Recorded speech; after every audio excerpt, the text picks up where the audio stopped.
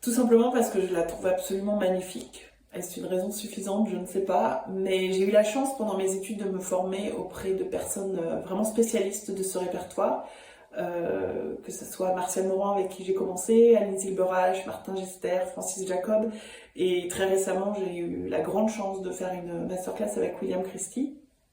J'ai cette mission de transmettre comme on peut avec tous les savoirs que j'ai pu engranger pendant mes études, mais en tout cas cette mission de transmettre cette musique et d'essayer de la transmettre de la manière la plus authentique possible, voilà, avec toute la simplicité et l'humilité qu'il faut avoir évidemment.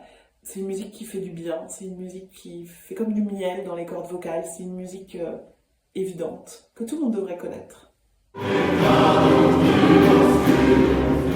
Alors ça, c'est une pratique qui était très courante, voire quasiment permanente au XVIIe et au XVIIIe siècle, c'est-à-dire que les orchestres étaient dirigés depuis c'était un instrumentiste qui dirigeait l'orchestre. Souvent, c'était le claveciniste ou l'organiste. Comment est-ce qu'on dirige depuis l'instrument? Tout simplement énormément avec le regard. On donne beaucoup d'émotions par le regard et ensuite, facilement, on lâche une main pour pouvoir donner des entrées.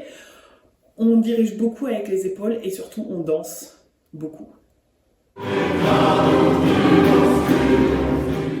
Alors, en essayant de profiter au maximum de chaque instant musical, mais également en ayant hâte d'être au suivant et toujours en étant au maximum au service de la musique.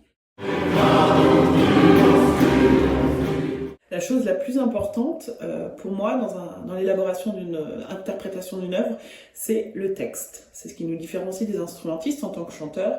Et donc mon premier travail est de vraiment réfléchir au sens du texte et comment est-ce que ce texte est mis en valeur par soit l'harmonie, soit par les mélodies.